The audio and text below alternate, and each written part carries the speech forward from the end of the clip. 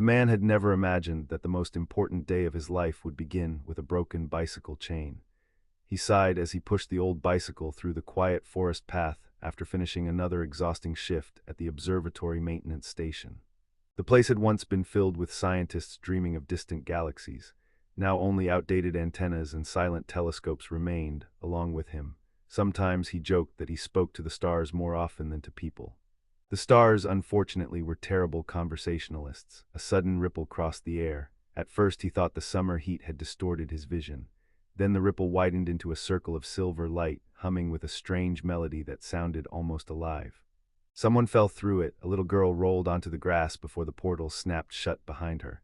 She looked no older than 8. Her breathing was uneven, and tears streamed down her cheeks. She looked almost human, yet something immediately felt different. Her ears were long and graceful, extending elegantly through strands of silver blonde hair. Her violet eyes darted around in panic before locking onto his. She ran toward him without hesitation. He barely had time to react before she wrapped both arms around his waist. "I'm not exactly qualified for surprise parenting," he muttered. The child looked up, clearly not understanding a word. A metallic whistle echoed through the trees. His smile disappeared. 3 floating machines emerged from the darkness, their polished bodies reflecting the fading sunlight. Blue scanning beams swept across the ground. The girl's small hands tightened around his jacket. Fear needed no translation. Without thinking, he pulled her behind an old stone wall beside the abandoned observatory. The drones drifted closer. One scanned his face. "Citizen," a cold mechanical voice announced. "Have you encountered unauthorized biological cargo?" He blinked. "Biological cargo?" "Affirmative." He scratched his head dramatically. "I saw an angry goose about 5 minutes ago." The drones paused. Goose, the most dangerous creature on Earth. The machines seemed to process this information with painful seriousness. "Threat level," he nodded solemnly. Very judgmental, the child stared at him, confused, before letting out the tiniest laugh despite her fear. The drones suddenly detected movement elsewhere and accelerated into the trees. Only after their engines faded into silence did the man allow himself to breathe again. The little girl looked at him with enormous grateful eyes. She gently placed her tiny hand over his heart, then she pointed toward herself. "Leah." Her voice trembled. He smiled. "Leah," he pointed to himself. "Ethan." She repeated it carefully. Ethan. For reasons he couldn't explain, hearing his name spoken by her felt strangely important. Before either of them could say more, the abandoned observatory trembled. Far above Earth, invisible beyond the clouds, enormous starships emerged one after another without a sound. None of humanity noticed. Billions across the galaxy did.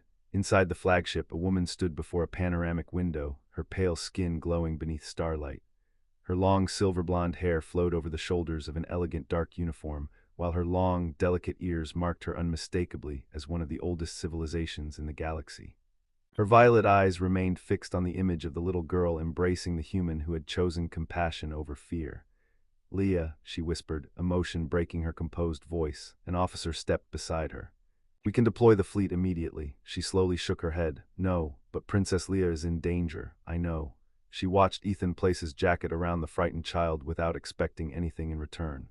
For the first time in years, hope outweighed protocol. "Wait a little longer," she said softly. "I want to know the heart of the man protecting my daughter." Ethan led Leah through the abandoned observatory, locking the rusted metal door behind them. He knew it would not stop machines capable of crossing worlds, but it made the frightened child feel safer. Sometimes comfort mattered more than logic. Leah looked around the dusty control room with curiosity. She touched an old telescope and smiled. "You watch stars." The words came from a small crystal attached to her wrist. The translator struggled, paused, then proudly announced, "You professionally stare at shiny dots." Ethan laughed. "I suppose that's accurate." She smiled for the first time since arriving on Earth. The smile vanished as the crystal flickered again, its light weakened. She looked worried. "Broken." Ethan knelt beside her. "We'll figure it out." She did not understand every word, but she understood his voice. She gently rested her forehead against his shoulder, and although they had met less than an hour earlier, an unspoken bond had already formed between them. She had lost her world. He had spent years believing his life had little purpose. Somehow they had rescued each other. Suddenly the old observatory monitors came to life. No electricity should have remained. Green symbols raced across every screen before transforming into an unfamiliar star map. Leah's breathing became uneven. "My home." Dozens of red lights surrounded a single blue star. The translator struggled again. "Home trapped." Before Ethan could ask another question, every screen displayed the same image, a woman. She looked strikingly human, with pale luminous skin, flowing silver blonde hair, brilliant violet eyes, and long elegant ears. There was sadness in her expression, but also remarkable strength. Leah, the little girl, rushed toward the screen. Mother, the transmission was weak. The woman's voice broke apart between waves of static. My little star, if you hear me, keep following the human. The signal disappeared. Leah reached toward the empty screen. Tears returned. Ethan placed a gentle hand on her shoulder. We'll find her. The translator hesitated. Then it declared confidently, we shall aggressively locate your biological manager. Despite everything, Leah giggled through her tears. High above Earth, aboard the flagship, the woman closed her eyes. He heard me, she whispered. He cannot understand your language, one officer replied. He understood my heart. The bridge fell silent. Another commander approached. The mercenary fleet has entered the solar system. Distance, less than 20 minutes. They know the princess is alive. The woman looked toward Earth. No weapons. The officers exchanged shocked glances. They attacked our people. I know. They'll attack again. I know. Then why are we waiting? Her answer came without hesitation. Because one human risked everything for a child he had never met.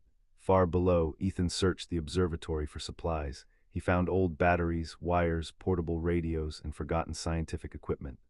Leah watched with fascination. You fix everything, he shrugged. Mostly I make things worse before they get better. The translator processed this. You intentionally create disasters before success. She nodded thoughtfully. Interesting Earth strategy. Ethan burst into laughter. Outside, the forest became unnaturally quiet. Birds stopped singing. Even the wind seemed to disappear. Leah's smile faded. She looked toward the door. They found us. Before Ethan could react, 3 red beams pierced the walls. Metal groaned. A voice echoed through the observatory. Human. Unlike the drones, this voice sounded calm, almost polite. Surrender the child.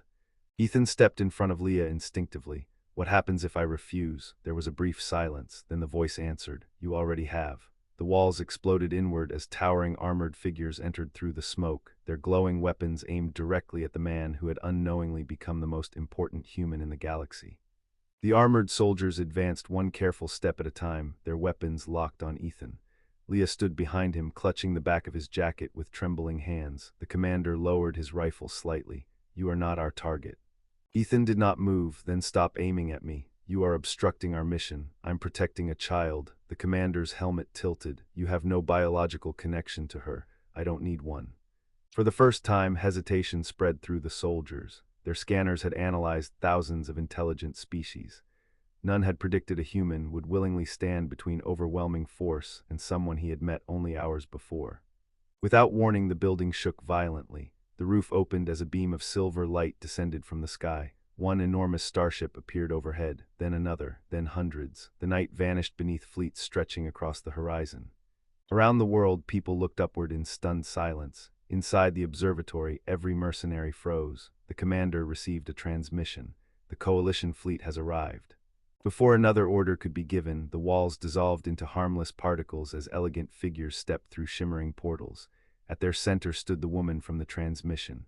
Leah, the little girl, ran without hesitation. Mother.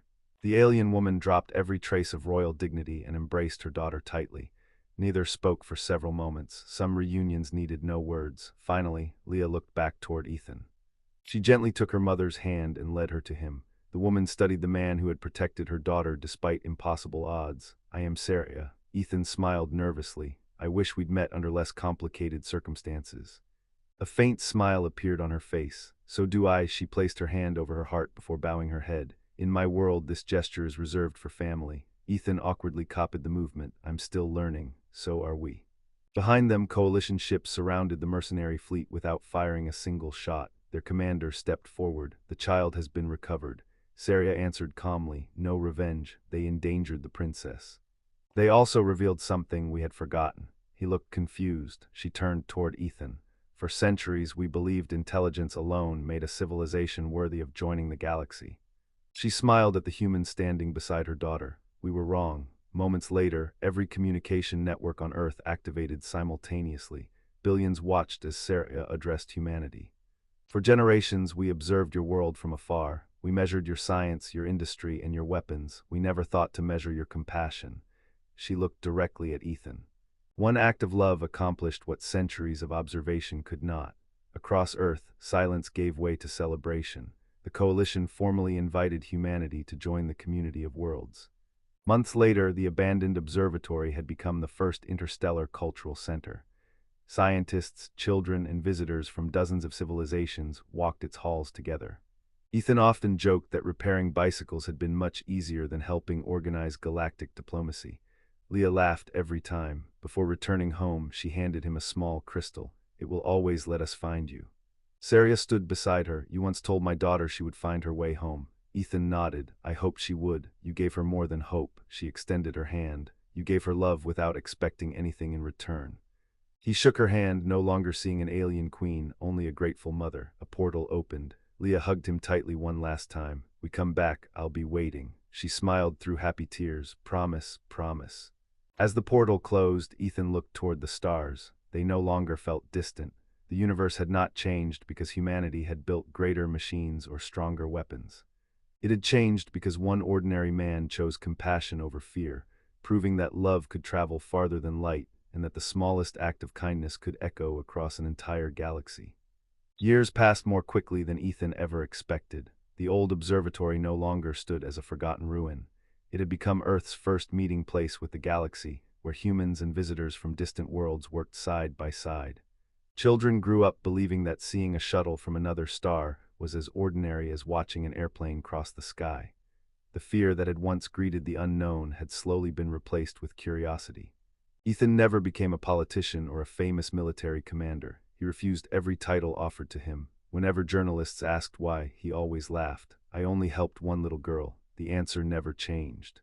Neither did the smiles of those who heard it. The crystal Leah had given him remained in his pocket every day. It never lost its light. Years after their farewell, it suddenly began glowing brighter than ever before. One quiet evening, it projected a single sentence into the air: "We're coming home." Ethan stared at the message for several seconds before smiling. "So you kept your promise." Across Earth, observatories detected an enormous formation emerging beyond the moon. There was no panic, no emergency broadcasts, no fighter aircraft. People simply gathered outside to watch. Children waved toward the sky. They had grown up in a different world. Within minutes, thousands of elegant starships appeared above Earth, forming circles of light instead of battle formations.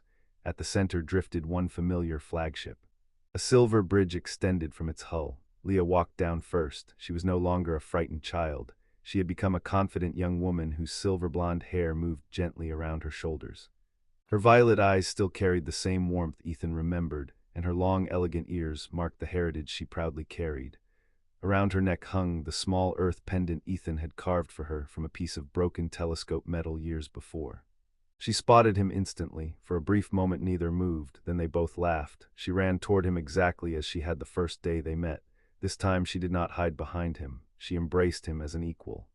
"I told you we'd come back. You took your time. The galaxy is very large, I noticed." Saria followed behind her. Time had changed her very little, but her expression had softened.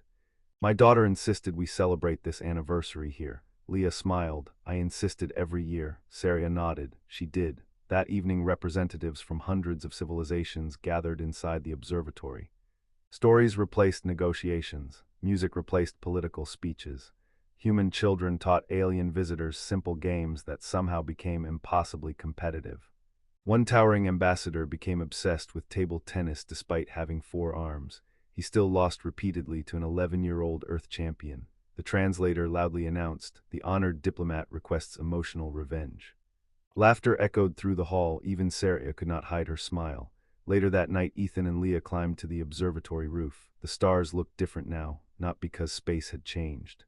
Because they finally knew someone living among them. "You've become quiet," Leah said. "I've become older." She looked at him carefully. "You always answer serious questions with jokes. It usually works. This time it didn't." He looked at the sky. "I used to dream about reaching the stars." "You did. Now my knees hurt when I climb stairs." She laughed. "Human aging remains extremely inefficient. I've filed several complaints." They sat together in comfortable silence. Finally Ethan asked, "Have you been happy?" Leah answered without hesitation. "Yes." She looked toward Earth below. "Because I never lost my family." He turned toward her. "You have your mother." "I have 2 homes." Her words settled quietly between them. Days passed as celebrations continued. Then the crystal around Leah's neck suddenly dimmed. Her expression changed. Sarah understood immediately. "The core relay." Leah nodded. It has begun, Ethan looked between them. What happened? Saria spoke gently. Our civilization exists because of a living stellar network. It is dying. We have delayed its collapse for decades. Leah took a slow breath. There is one solution. Ethan already knew he would not like the answer. What solution? She smiled sadly. The relay needs a permanent guardian. You, she nodded. The one who joins with it cannot return. Silence filled the room. Ethan looked away, so this visit was my goodbye. He closed his eyes. The little girl he had hidden behind a stone wall was gone. Before him stood someone ready to sacrifice everything for billions of strangers. She had learned that from somewhere, perhaps from him. Perhaps it had always existed inside her. He reached into his pocket and removed the old crystal she had given him years ago. It still works. It always will. He placed it back into her hands. When we first met, you trusted a complete stranger. I trusted his heart. You changed my life, Leah. You changed the galaxy. She shook her head. No, she touched his chest gently. You did. The following morning, every civilization gathered around the stellar relay beyond the edge of the solar system. The structure stretched across space like a river of living light. Leah walked toward it alone. Before entering, she looked back one final time. Ethan raised a hand. No speeches, no desperate pleas, only a smile. She smiled back, then stepped into the light. For one endless moment, nothing happened. Suddenly, every star connected to the relay ignited with renewed brilliance. Across thousands of worlds, dying suns stabilized, darkness retreated, the galaxy survived. Years passed once more. Ethan grew old, his hair turned white. Walking became slower. The observatory became a museum visited by millions each year. Schoolchildren always asked him the same question: were you afraid when you met an alien? He always answered the same way: I wasn't looking at an alien. What were you looking at? A scared little girl. On the final evening of his life, Ethan sat alone beneath the stars. The old crystal, silent for many years, suddenly glowed again. A familiar voice filled the night, still watching the stars. What? He smiled always. Above him, one star shone brighter than all the others. It pulsed gently, once, twice, 3 times their old signal. He laughed softly. You kept another promise. His eyes slowly closed, peacefully, without regret. The next morning, people believed the old caretaker had quietly passed away beneath the sky he had loved all his life. But that night, every telescope on Earth recorded something impossible. A figure made of starlight stood beside the brilliant star for only a heartbeat. Long, graceful ears, silver hair, a hand reaching toward another figure. Then both lights became one and disappeared into the endless sea of stars. No scientist could explain the recording. No equation could prove what truly happened. Yet every civilization told the same story to its children, that the galaxy had not been united by power, wealth, or conquest. It had been united because one ordinary human chose love over fear, and because one frightened child never forgot the hand that had reached out to her. Long after both names became history, travelers crossing the oldest space routes still greeted one another with the same blessing. May your kindness travel farther than light. And somehow, somewhere beyond the stars, it always did.